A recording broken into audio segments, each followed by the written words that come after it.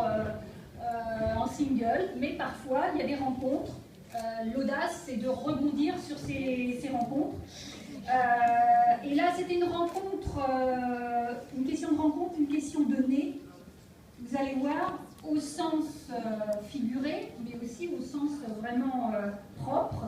Donc, alors, Pauline Dumail, et bien, comme beaucoup d'entre nous, elle fait une école de commerce, elle commence avec un parcours très classique dans une grande entreprise, et puis d'un seul coup, il y a 10 ans, ça la prend, elle fait un changement de cap, elle opère un changement de cap à 180 degrés. Et voilà qu'elle se lance dans l'entrepreneuriat, mais comme ça ne lui suffisait pas, aussi dans l'écriture. Alors après, certainement, elle va nous expliquer qu'est-ce qui, entre l'entrepreneuriat et l'écriture, a été le plus inspirant, le plus audacieux. Voilà. Donc, je la laisse nous expliquer tout ça. Alors, sachant que, quelque part, vous allez voir, une partie de son audace est auprès de Valérie Léotard. Alors, je dis quand même quelques mots sur Valérie Léotard. Alors, Valérie Léotard, elle est... Alors, excusez-moi du terme, parce que avant, je travaillais à l'étranger, et puis là, ça fait 10 ans que je ne suis plus à l'étranger. Donc, elle est Creative Fragrances Director. Bon, voilà, avec mon accent très... Voilà. Globalement, elle inspire, elle accompagne les créateurs de parfums. Voilà. Vous avez compris? C'est ça? Voilà. Alors, je laisse le pinot. Merci beaucoup Sylvie. Bonsoir à toutes et à tous. Merci d'avoir l'audace de venir ce soir. Bon, avant de commencer, je voudrais remercier du fond du cœur nos deux associations UFE et FCE. Et un grand merci à toi Joël de nous avoir tendu la main et de nous avoir donné la parole. Quant à Blandine, je lui garde le mot de la fin. Je reviendrai à notre Blandine à la fin. Donc on va vous parler de cette aventure qu'a été l'écriture d'un livre, qui est un roman, qui s'appelle La vie est un parfum, respirez-la, qui vient de sortir. Et un roman qui a vécu, dont l'histoire a commencé il y a 10 ans, et pour lequel, avec Valérie, nous avons créé les 4 parfums des 4 personnages principaux, que vous pourrez sentir également. Donc, je vous disais, tout a commencé il y a 10 ans. Ça s'est passé dans le métro. Le métro est un formidable laboratoire. Donc, ça s'est passé dans le métro. Ouais, le olfactif, c'est plein d'autres choses. Social, psychologique. Et donc j'étais assise, c'était un matin, c'était un mois de juillet, il faisait très chaud, c'était caniculaire. Ah ouais. Vécu. Voilà. Et il y avait une dame en face de moi, très très coquette, très bien habillée, 75 ans à peu près, qui avait très chaud et qui se faisait du vent avec un éventail. Et tout à coup son parfum est arrivé à mes narines et il m'a fait éternuer. Bon, j'ai pas trop fait attention, sur le coup j'ai éternué, mais elle continuait à se faire du vent, et puis plus elle se faisait du vent, et plus je voyais les gens dans le wagon de manière clairsemée qui éternuaient.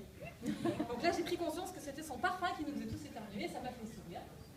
Et j'ai commencé à écrire cette scène, cette rencontre, je ne vais pas parler à cette dame, mais j'ai écrit la scène et je l'ai envoyée à mes amis par mail, comme je faisais de temps en temps. Puis bon, ça s'est arrêté là. La petite scène, elle est restée en sommeil pendant 2 ans, et 2 ans plus tard, je sais pas, ça m'a pris un petit... comme une envie irrésistible. J'ai commencé à prendre le fil de cette histoire, à le dérouler, et j'ai commencé à écrire un petit roman. J'en ai écrit 70 pages. J'en ai écrit 70 pages, mais bon voilà, j'étais en train d'écrire un roman sur les parfums, et j'y connaissais rien, moi, avant des parfums. Donc je me suis vite retrouvée limitée, je sentais que j'étais en surface, j'avais besoin de creuser mon sujet, mais je ne savais pas comment le creuser. Creuser un sujet comme ça prend du temps. J'avais besoin de vivre économiquement parlant. Je n'avais pas un éditeur qui allait me payer pendant 2 ans à faire de recherche. Donc je me suis dit, je vais chercher du travail dans ce monde-là. Alors j'ai postulé dans les entreprises de la parfumerie. Avec mon profil école de commerce, je me suis dit, j'ai pas envie de faire du marketing ni du commercial, parce que j'ai envie d'être plus proche du produit. J'ai pas envie de faire de la finance non plus. Je ne peux pas prétendre à faire de la réglementation, de la formulation, c'est pas ma formation. Je vais essayer les achats. Bon, le truc, c'est que j'avais aucune expérience en achat et aucune expérience en parfumerie. Donc j'ai trouvé des portes closes. Voilà. Donc moi j'ai laissé le projet de côté, porte close. Et puis j'ai continué mon petit chemin. Puis un matin, une envie irrésistible. Je me suis dit, bon je vais monter mon entreprise, je vais monter mon activité. monté une activité un tout petit peu en lien avec les parfums, mais le lien était encore très éloigné, plutôt dans le bien-être. J'ai monté un site de e-commerce où je vendais des produits cosmétiques bio et notamment des huiles essentielles. On commençait à rentrer dans le monde du Là, j'ai rencontré des fournisseurs, des prestataires, je me suis formée auprès d'eux en aromathérapie, donc comment se soigner avec les huiles essentielles. Je me suis régalée, c'était passionnant. Puis un jour, j'ai vu une formation qui s'appelait olfactologie. Et là, ça a fait et donc l'olfactologie, en fait, c'est quoi? C'est le fait de soigner quelque part, mais plutôt la partie plus subtile. On n'est plus dans la chimie, on est dans la physique, on est dans la partie vibratoire. Il faut savoir qu'une odeur, ça vibre, tout comme une couleur, tout comme un son et tout comme une eau. Et donc là, je trouvais mon lien quelque part entre les huiles essentielles et les parfums. Mais ce lien, je l'ai vraiment trouvé lorsque, à cette formation, j'ai rencontré Valérie. Voilà. Formation que je faisais moi aussi, alors que j'étais dans le domaine. Alors j'étais vraiment moi, au sein de la profession. Vous m'entendez là? Donc moi j'avais besoin et envie de faire cette formation d'olfactothérapie, olfactologie, pour redonner du sens à mon métier. Je travaille dans la création de parfums depuis très longtemps.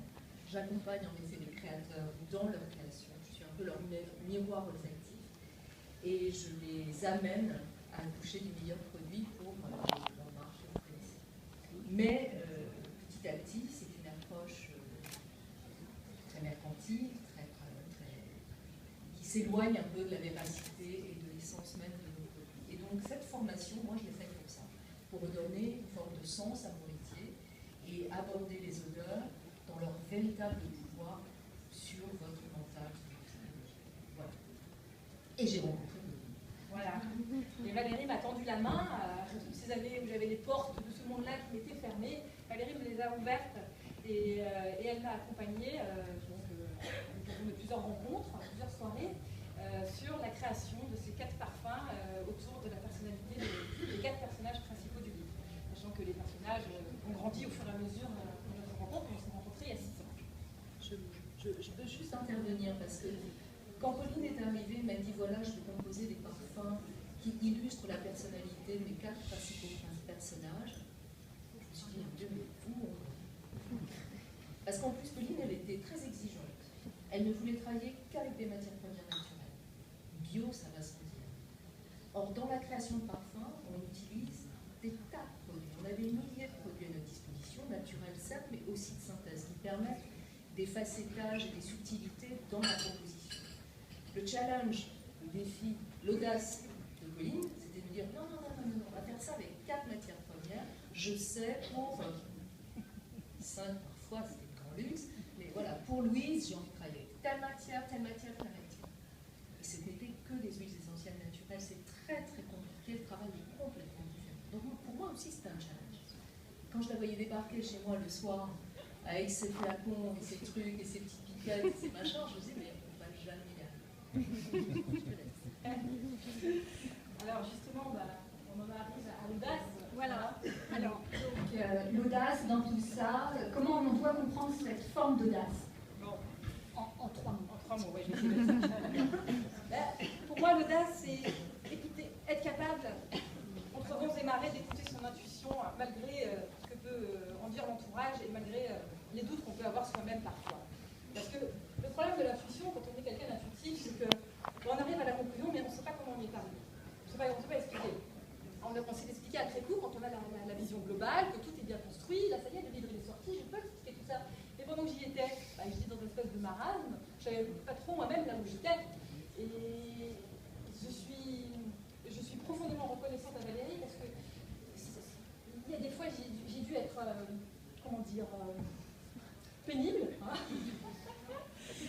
J'ai dû être pénible parce que je ne savais pas où j'allais et Valérie m'a jamais lâchée. Oui, mais parce que son audace est tellement forte que je ne peux pas la lâcher. C'est pas possible. Merci Valérie. Et pour vous dire, pour vous illustrer de manière un peu plus concrète ce que je suis en train de vous dire, qu'on appelle la vision, quand on écoute son intuition, qu'on la capte beaucoup, c'est que dans les 4 parfums qu'on a créés, il y a à chaque fois, au minimum, un ingrédient de chaque parfum que l'on retrouve dans l'un des parfums des autres personnages. On a du jasmin chez Louise, on a du jasmin chez Tara, On a du poivre chez Louise, on a du poivre chez Maya, on a du petit grain bigaradier chez Maya, on a du petit grain bigaradier chez Victor. Et bien ça, je sais pas toi Valérie, mais moi je me suis rendu compte avant-hier. Voilà. Donc bon voilà, merci de nous avoir donné la parole. Je voulais juste faire un hommage à Blandine. Blandine, je l'ai malheureusement pas beaucoup connue, mais j'ai eu la chance de la rencontrer. C'était une femme exceptionnelle. C'était quelqu'un qui même dans ses larmes, avait le sourire dans ses larmes. C'est quelqu'un à qui nous dédions cette soirée. C'est quelqu'un à qui nous devons cette soirée. Et c'est quelqu'un dont le rire, le sourire nous manque ce soir, mais c'est quelqu'un qui est avec nous ce soir. Voilà.